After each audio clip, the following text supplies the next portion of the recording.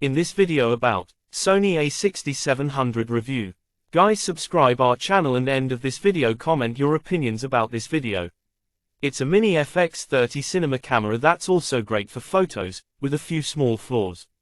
Sony is so closely associated with full-frame mirrorless cameras that it's easy to forget it also sells the A6000 APS-C lineup, particularly since the last one, the A6600, came out 5 long years ago in 2019. The flagship A6700 finally arrived last year, though, with a feature list that appeared to be worth the wait.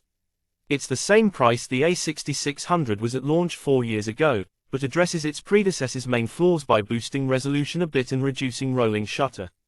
At the same time, it's been likened to a mini FX30 cinema camera as it has the same sensor and video capabilities. I've never been a big fan of Sony's A6000 series. But now that the A6700 has been out a while, I was keen to see if it lived up to some of the hype and how it compared to rival Canon and Fujifilm models. As you'll see, it's mostly good news with just a little bit of bad. Sony A6700. The A6700 is Sony's first APS-C mirrorless hybrid camera in years, but it was worth the wait. It heavily reduces rolling shutter that was a pain point on past models, while bumping image sharpness. It's an excellent video camera as well, with 4K at up to 120 FPS and 10-bit log capture. The main downside is burst speeds well behind the competition, particularly in electronic shutter mode. Pros: excellent video capabilities, accurate autofocus, improved handling, minimal rolling shutter, good image quality. Cons: slowish burst speeds, overheating, body and handling. One of the things I've disliked about Sony's APS-C bodies over the years is the usability and looks, especially compared to Fujifilm's good-looking and easy-to-use models. I wouldn't call the A6700 beautiful, but at least Sony has rectified the handling part. The redesigned grip is larger and more comfortable, making it more comfortable to use over a full day. At the same time, Sony added a new control dial on the front, making the camera easier to use in manual or priority modes. It includes a new dedicated photo, video and S&Q dial, letting you keep settings separate for each. Menus are a big step up too, as the A6700 uses the improved system from recent full-frame models. The only thing missing is a joystick, but the focus point can be adjusted using the D-pad-like dial on the back. The A6700 is also the first Sony APS-C camera with an articulating display, so it's better for vloggers than the flip-up display on past models. The relatively low-resolution EVF is a weak point as it's difficult at times to check focus, but it does the job most of the time. Another negative is the single card slot, but at least it supports high-speed UHS-2 cards. Luckily, it has the same large battery as full-frame models, which gives it an excellent 570-shot CIPA rating. Other features include microphone and headphone ports, along with support for Sony's hot shoe audio accessories, a USB-C port for charging and data transfers and an HDMI port. The latter, unfortunately, is of the fiddly and fragile micro variety. All of that adds up to a 6000 series camera I'd happily use for most types of work. Previously, I found those models not up to the job, especially for video. Performance. Performance is more of a mixed bag, though. Lossless raw bursts are possible at up to 11 FPS, either in mechanical or electronic shutter modes. That compares to the 15 and 30 FPS for the similarly priced Canon EOS R7 and 15/20 FPS for the Fujifilm X-T5. That's quite a deficit considering the latter two have much higher resolution sensors. The A6700 only stores up to 36 compressed RAW frames before the buffer fills, compared to 45 on the A6600 and comparable to rivals. Based strictly on speed, though, the R7 and X-T5 are better action cameras. Fortunately, the autofocus is superb and that's arguably more important for a consumer camera. In continuous mode, you'll get reliable results even with fast-moving subjects. And the AI tracking locks onto eyes and faces, ensuring you won't miss important shots of rowdy kids, soccer games and more. It also works with airplanes, animals, birds, cars or trains and insects. Unlike Canon's auto system, though, you have to tell the A6700 exactly what you're tracking. Once you've set it up the way you want, though, it's a touch more reliable than Canon's system, and significantly better than the X-T5. The 5-axis in body stabilization is good but not great, offering 5 stops compared to 8 on the EOS R7 and 7 on the Fuji X-T5. Still, I was able to take sharp photos down to about an eighth of a second. Rolling shutter was my main complaint with the A6600, but it's now much improved and about as good as you get without a stacked sensor. It's still present, though, so you'll want to use the mechanical shutter for fast-moving subjects like propellers and trains. Sony A6700 Review Sample Photos.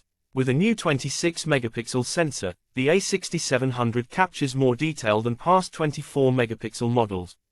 As mentioned, though, it's lacking compared to the 32.5-megapixel Canon R7 and 14-megapixel X-T5. Colors are mostly spot-on, but I still prefer Canon's skin tones. JPEGs look good out of the camera, if a touch over-sharpened. With 14-bit raw uncompressed files, I found plenty of room to adjust and tweak images, dialing down bright areas or adding detail to shadows. Keep in mind that when shooting bursts, though, raw files are captured with only 12 bits of color fidelity. There is a benefit to the lower resolution. The A6700 is better in low light than rivals, with noise well controlled up to ISO 6400. Images are usable up to ISO 12800, but anything beyond up to the ISO 100 and 2400 limit is for emergency use only. It's best to emphasize shadow exposure at high ISOs, as lifting those even a couple of stops creates excessive noise. Video. The A6700 is so far above its predecessor for video that it's useless to compare them. Rather, think of it as a cheaper, smaller FX30 cinema camera with the same image quality. The main difference is that the A6700 doesn't have the same cooling capability, as I'll discuss shortly. It subsamples the full sensor width for 4K at 30 and 60 FPS, so video is sharper than the X-T5 or R7. And the A6700 beats both of those models by having a 4K 120 FPS mode, though it's cropped significantly at 1.58x. Due to the relatively small body and lack of fans, you'll need to be wary of overheating at 120p, as it'll cut out after 20 to 30 minutes. For indoor shooting, you can generally shoot at up to 4K 60p without any stoppages with the auto power temp setting on high. Outside on a hot day, however, you may hit the limits and need to wait for the camera to cool down. Like the FX30, you can shoot all video modes with 10-bit with S-Log3 capture.